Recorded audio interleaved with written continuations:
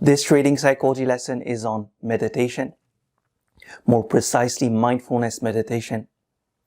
And instead of theorizing endlessly about it, I'd like to offer you to practice it with me for a few minutes so that you can see and feel what it is experientially, not just intellectually, conceptually. So let's begin. We'll do a very short practice together, 10 minutes or so. So settle in right where you are. Settle into your seat, make yourself comfortable, and close your eyes. Breathing in, know that you're breathing in. Breathing out, know that you're breathing out. That's it, very simple instructions. Nothing special, nothing esoteric. Just simple breath awareness. And you're not controlling the breath.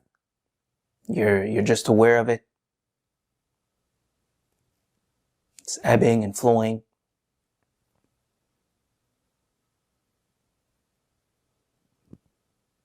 Breathing in, I know that I'm breathing in. Breathing out, I know that I'm breathing out.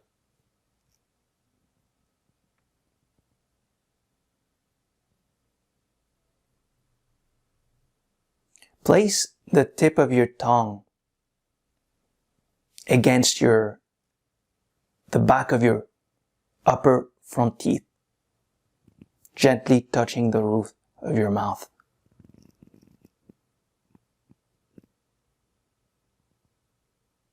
Lips are sealed. Jaw is relaxed.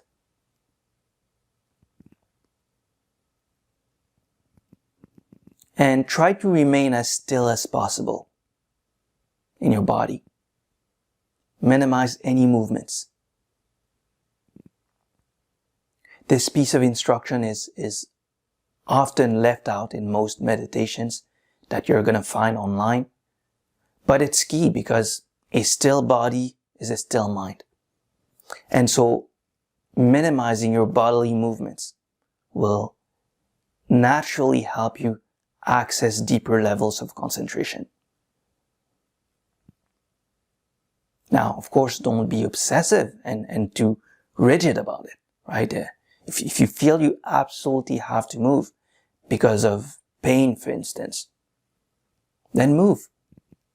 But be mindful about it and minimize those movements as much as possible so as not to disrupt your concentration.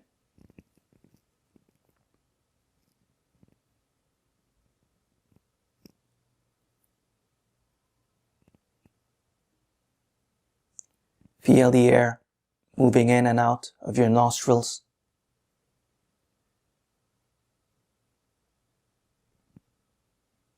Try to notice which nostril is dominant. Is it the left nostril? Is it the right nostril?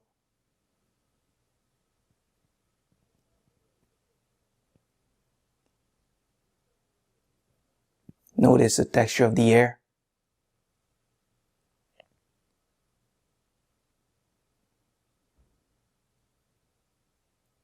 Now become aware of the sensations throughout your entire body. Starting with the sensations that make up your head,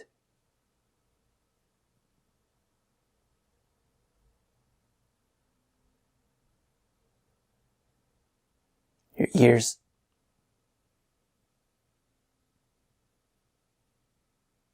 your face, throat, neck,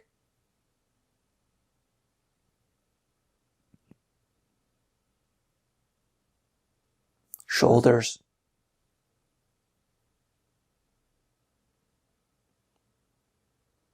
arms, hands,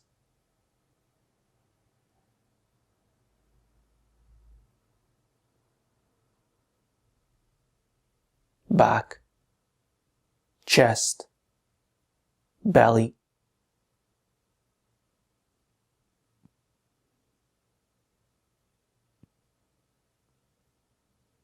bum, thighs,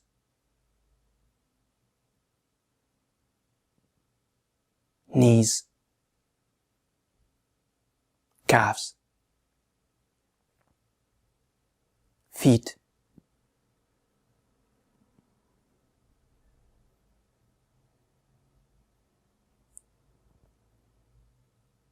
become aware of the texture of your clothes on your skin.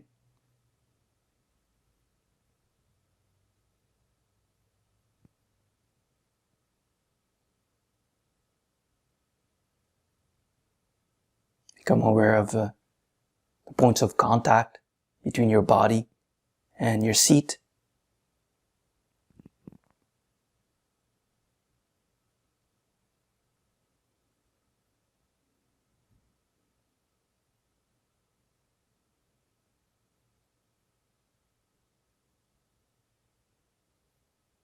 Become aware of sounds.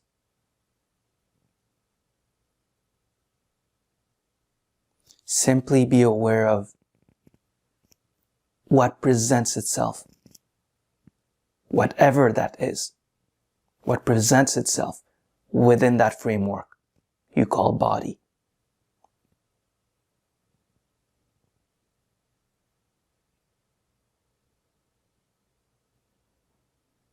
Whether it's pleasant or unpleasant. Bare awareness, untainted awareness.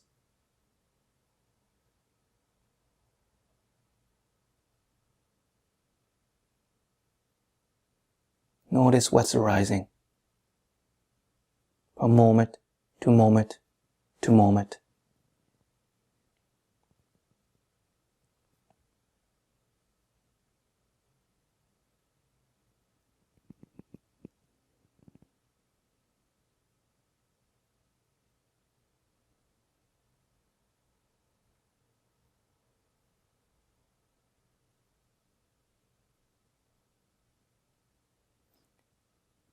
See how attentive you can be to the arising of thoughts. Whether it's images of the past or the future. Whether it's your inner monologue passing judgments. Just observe what's happening without adding anything to it. Just passively observing, noticing, seeing.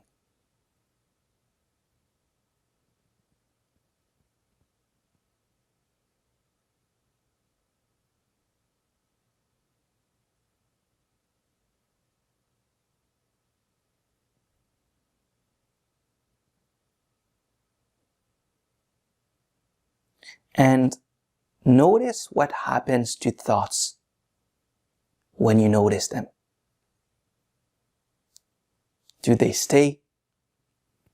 Do they dissolve and disappear? Just notice.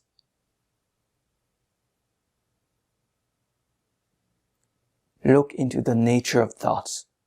Not what the thoughts are saying, but what they are as physical phenomena.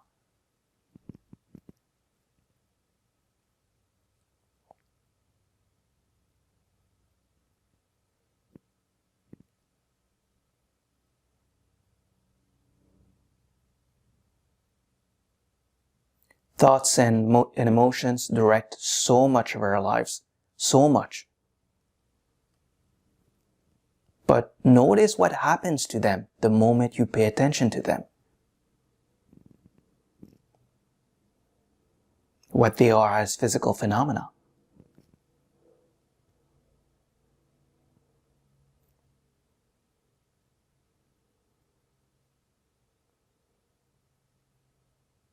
They're impermanent, right? They ebb and flow. One moment they're here, the next moment they're gone, they're somewhere else, they disappear. where we don't know. It just pop in and out of existence.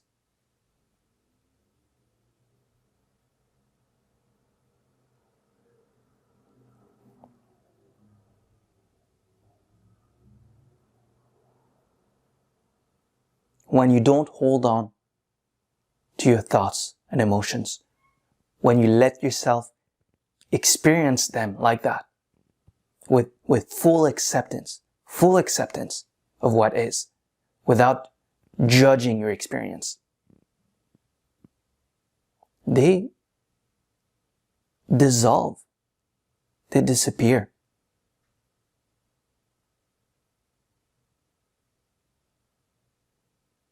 They disappear way faster than if you were to hold on to them.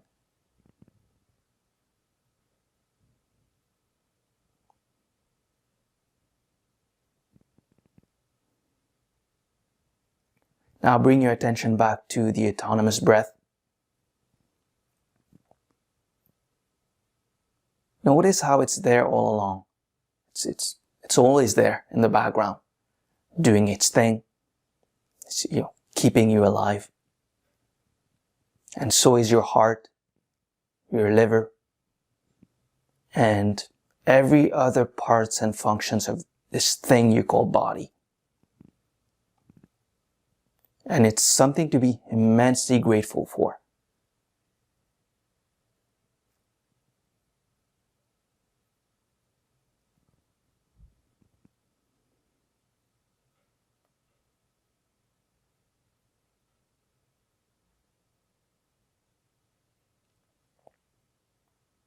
So that's it. About 10, 11 minutes went by. You can open your eyes. I hope you got a sense of the simplicity of the instructions with respect to the practice of mindfulness. I mean, it's really that simple. It's really that simple. That's really all you need to know. Not quite, but pretty much. You're sitting or standing or in any posture you want, eyes closed, eyes opened, and you're simply being acutely aware of what's arising for you in the moment, and you're doing it non-judgmentally. And then you're seeing what you've learned from being aware. And the reason why I wanted you to do this practice with me today is because I wanted you to get a glimpse of what mindfulness is experientially. Because you'll often hear platitudes like, mindfulness is living in the present moment. And this doesn't fully describe what mindfulness is, in my opinion. Animals, for instance, they live, or they seem to live in the present moment, right? I mean, they don't seem to have complex experiences like we do, like we human beings do. And it doesn't seem like they can think about the past or conceptualize the future to the extent that we're able to, right? But that's why you could say that they sort of live mostly in the present moment. But at the same time, they don't look mindful at all, do they? So mindfulness has to mean something else. It has to mean something deeper than just quote unquote living in the present moment. A better definition of mindfulness could be that it's a strategy of attention. Mindfulness is a strategy of attention. You're paying attention to your experiences, whatever that experience is. And you're doing that in a specific way, which is to say non-judgmentally and on purpose and in the present moment. non-judgmentally, on purpose, and in the present moment. Meaning you're feeling whatever it is that you're feeling. You're experiencing whatever it is that you're experiencing in the present moment. And you're being aware of it with exquisite detail. And you're doing it. You're observing it with complete acceptance, without generating an ounce of craving for what's pleasant and aversion for what's unpleasant, for what's uncomfortable. That's a better way, in my opinion, of describing what mindfulness is, instead of defining it as just living in the present moment. You know? Now, some of the main characteristics of mindfulness meditation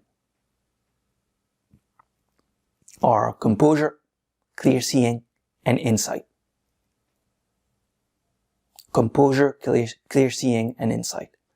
Those are the elements in the mind that you're reinforcing with a consistent mindfulness practice. And you're reinforcing these qualities because, well, essentially we are what we repeatedly do. We are what we repeatedly do. Aristotle famously said that. In other words, whatever is frequently brought to mind, whatever is frequently rehearsed, becomes the inclination of the mind. We are reinforcing, one way or another, the patterns and inclinations of our lives.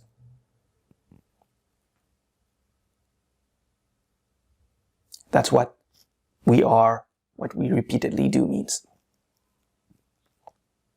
So, for instance, every time you feel annoyed and frustrated with losses, every time you jump the gun on your trading plan and mindlessly FOMO into suboptimal trade ideas, the neural networks and the areas of the brain responsible for those experiences are reinforced. And the structures that produce the experience of being calm and cool-headed and disciplined, they slowly fall by the wayside. Conversely, every time you practice staying calm in the midst of pressure, every time you practice patience and every time you befriend your difficult emotions, those are the patterns in your mind that you are reinforcing. Whatever is frequently practiced becomes the inclination of the mind. Becomes the inclination of the mind. And so mindfulness is a great way to do that on purpose, to reinforce those positive patterns on purpose. And folks already understood this 2,000-3,000 years ago. In fact, in some Eastern cultures, people were having very deep intuitions about the inner workings of their mind, and more broadly, about the structure of reality and the organization of the world and all of that. Things that were only recently confirmed by science. And these people were able to access such insights through reflective practices like meditation. And perhaps more importantly, those meditation practices help those people better the quality of their lives in so many ways. And so, once again, now science is starting to explain what these folks were articulating in a very simple language back then. I'm talking about 2,000-3,000 years ago. Science is now proving the reality of neuroplasticity, this idea that we are what we repeatedly do. Science is now confirming the benefits of mindfulness meditation. In fact, there's a growing body of scientific research that suggests that it has lasting effects, positive effects on the brain. It helps with decision making and stress and anxiety reduction and emotional maturity, independent thinking. Essentially all the qualities that you need to thrive in the market as a trader. So the benefits they're not anecdotal anymore. Okay? They're empirical. They're statistical. I mean, that's why meditation is so popular with the finance crowds these days. For instance, mindfulness meditation, mindfulness meditation classes at Goldman Sachs have long wait lists, hundreds of names long, according to an article I read on Bloomberg. And it's understandable. No one wants to lose on a possible edge in this very competitive field that is trading and investing. In fact, many of the world's most renowned traders and investors out there, they use some form of meditation to help them develop and maintain a trading or investing edge, is psychological edge in the market. Helps them develop and maintain a psychological edge in the market. And so they begin their day sitting on a meditation cushion. For instance, Ray Dalio meditates, Paul Tudor Jones meditates, Daniel Loeb meditates. And of course, these market legends practice different styles of meditation. But all of these practices have one common element. It's that element of mindfulness. And so it could be mindfulness of breath, of sounds, of physical sensations, of thoughts, and so on. And look, meditation has been a game changer for me as well, both in my trading and in my personal life, outside of trading. In my personal life, it's helped me manage a stutter, a speech impediment that I've always had. And, if you heard me talk a couple of years ago, you would see that I wouldn't be able to form a coherent sentence without repeatedly stumbling on my words. It's been a big challenge in my life, in my personal life, because the way my speech impediment works is that, the more I feel anxious and emotional about it, the more I'm going to stutter. And the more I stutter, the more I feel anxious and emotional. So it's a vicious cycle, unending cycle, self-reinforcing cycle. And so meditation has given me the tools to manage my emotions. And so nowadays I'm so good at dealing with my emotions that you can barely hear my stutter. Yes, I'm going to stumble here and there on my words, but it's not all the time. It's not on each and every word or sentence.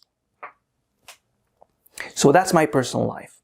And on the trading front, it's been a game changer. It's helped me become a more objective and rational actor in the market because I'm so aware of my emotions and I've developed such maturity in how I deal with my discomforts. Now, here's an important thing I need to make clear.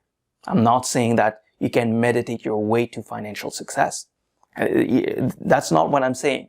Okay? I'm not saying that mindfulness replaces proper market understanding or probabilistic thinking or a winning trading strategy. I'm not saying that it replaces a statistical edge in the market. Okay? That's not what I'm saying at all. What I'm saying is that a consistent practice will help you understand your mind better, will help you deal with your emotions better. It'll help you manage them better. Okay? It'll give you the space to process sorrow and grief from losses. It'll give you the space to process exuberance as well. It'll help calm you down when you feel ecstatic after a winning trade, let's say. Essentially, a consistent mindfulness practice will help you cultivate equanimity, composure, okay, which is a key element in being consistent in the market as a trader. But more broadly, mindfulness will help you develop a quality of acceptance of this process called life, you know, of the natural evolution of things. And this acceptance, this peace in regards to things you cannot control, I mean, it's a game changer. It's bound to impact the way you trade positively, I mean. And so, once again, mindfulness, if practiced regularly, will reveal profound insights about your mind that will help you win the mental game of trading. And I hope I was able to, I hope I was successful in discussing its importance with you and reflecting back to you some things that may have been out of your perspective. If you want to delve deeper into the practice, you could choose to learn it with me, but you don't have to, of course. But it's just that I'm a long-time meditation practitioner, and the principles that I've learned as a meditation practitioner, student, and teacher have helped me have helped shape how I view the markets and have helped me develop a winning trading psychology in trading. And I can help you develop that psychological edge as well. So check out my programs, link in the description below. And yeah, talk to you soon.